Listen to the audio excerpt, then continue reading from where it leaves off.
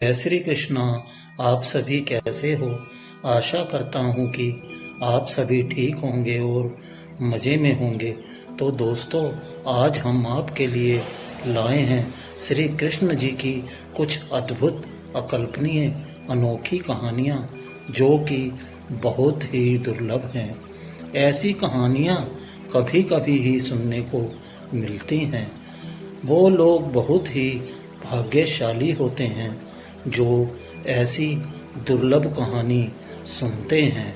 तो चलिए शुरू करते हैं। एक दिन कृष्ण दोपहर में खाना खा रहे थे और सत्यभामा बहुत ही खुशी और गर्व के साथ खाना परोस रही थी, क्योंकि वो ऐसे व्यक्ति नहीं थे जो रोज खाना खाने घर पर आए। उसे ऐसा अवसर कभी कभी ही मिलता था कि वो उन्हें खाना परोसे। तो वो ये बहुत खुशी और आनंद से कर रही थी। खाने के बीच में ही श्री कृष्ण अचानक उठ खड़े हुए और हाथ धोए बिना ही दरवाजे की ओर दौड़ने लगे। सत्यभामा अवाक रह गई और बोली, अरे ये क्या है? खाना तो खा लीजिए और फिर जाइए। कृष्ण बोले, नहीं, मुझे जाना जरूरी है, और मुख्य दरवाजे की ओर दौड़ पड़े।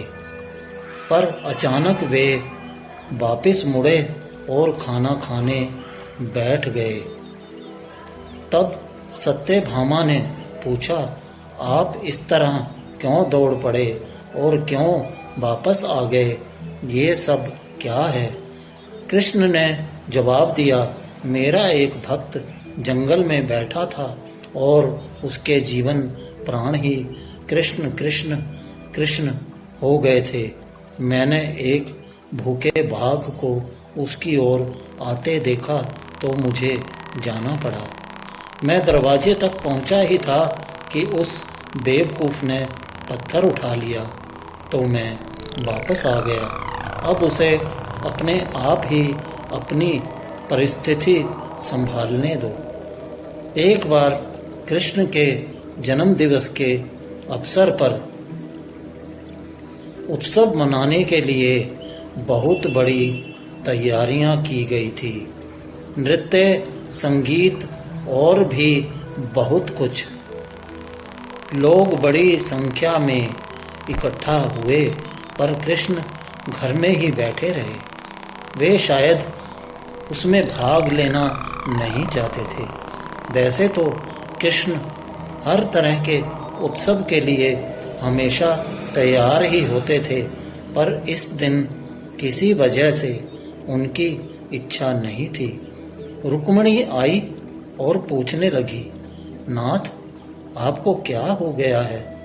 क्या बात है? आप उत्सव में शामिल क्यों नहीं हो रहे? कृष्ण बोले, मुझे सिर दर्द है।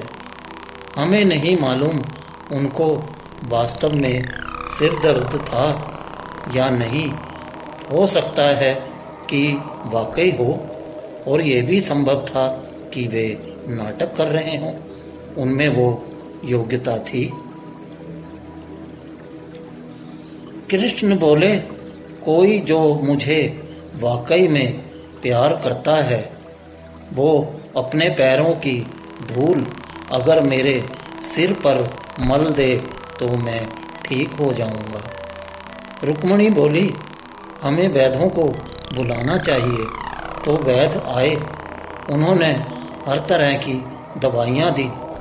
कृष्ण बोले, नहीं, ये सब चीज़ें मुझ पर असर नहीं करेंगी। लोगों ने पूछा, तो हमें क्या करना चाहिए? तब तक बहुत सारे लोग इकट्ठा हो गए थे। सत्यभामा आई, नारद आए, हर कोई परेशान था। क्या हो गया? क्या हुआ है? कृष्ण को सिर दर्द है, हम उन्हें ठीक करने के लिए क्या करें? कृष्ण बोले, कोई जो मुझे वाकई में प्यार करता हो, वो अपने पैरों की धूल अगर मेरे सिर पर मल दे तो मैं ठीक हो जाऊंगा। सत्यभामा बोली, ये क्या बात हुई? मैं आपसे बहुत प्यार करती हूँ, पर यह नहीं हो सकता कि मैं अपने पैरों की धूल लेकर आपके सिर पर लगाऊं। हम ऐसा काम नहीं कर सकते। रुक्मणी रो रही थी। हम ये कैसे कर सकते हैं? ये तो आपका अनादर होगा, अपमान होगा। हम ये नहीं कर सकते। नारद भी पीछे हट गए। मैं ऐसा कुछ भी करना नहीं चाहता। आप स्वयं भगवान हैं। मुझे नहीं मालूम कि इसमें क्या रहस्य है। पता नहीं इसमें कौन सा जाल होगा। मैं अपने पैरों की धूल आपके सिर पर रखूंगा तो हमेशा नरक की आग में जलूंगा। मैं ऐसा कोई काम नहीं करना चाहता। चारों ओर बात फैल गई। हर कोई सकते में था। हम ये काम नहीं कर सकते। हम सब उन्हें बहुत प्यार करते हैं, पर ऐसा करके हम नरक में जाना नहीं चाहते। उत्सव मनाने के लिए लोग कृष्ण का इंतजार कर रहे थे, पर कृष्ण अपना सिर दर्द लेकर बैठे थे। फिर ये बात वृंदावन तक पहुंची। गोपियों को मालूम पड़ा कि कृष्ण को सिर दर्द है। तब राधा ने अपनी साड़ी का पल्लू फाड़कर जमीन पर बिछा दिया और सब गोपियां उस पर नाचने लगी। उन्होंने फिर वो पल्लू नारद को देकर कहा, इसे ले जाइए और श्री कृष्ण के सिर पर बांध दीजिए। नारद वो धूल भरा पल्लू ले आए और उसे कृष्ण के सिर पर बांध दिया। कृष्ण का सिर दर्द तुरंत ठीक हो गया। कृष्ण ने हमेशा स्पष्ट रूप में बताया है कि उनके लिए कौन सी चीज सबसे ज्यादा महत्वपूर्ण थी। हालांकि वे राजाओं के साथ घूमते थे और उन्हें बहुत से राज्य भेंट किए गए, पर उन्होंने वे नहीं लिए। उनके लिए यही सच्चा निस्वार्थ सरल प्रेम ही महत्वपूर्ण है। तो अब तक आपने जाना कि श्री कृष्ण जी का ये अलौकिक रूप और उनकी महिमा के बारे में कोई भी ठीक से वर्णन नहीं कर सकता है।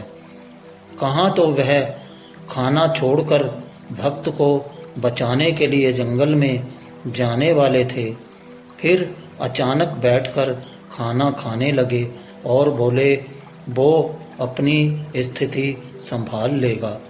इसी तरह उन्होंने अपने सिर दर्द की बात कही और फिर क्या हुआ आपने कहानी में जान ही लिया है। तो दोस्तों, आशा करता हूँ कि आज की ये प्रेरणादायक कहानी आपको पसंद आई है, तो लाइक कर दीजिए प्लीज़।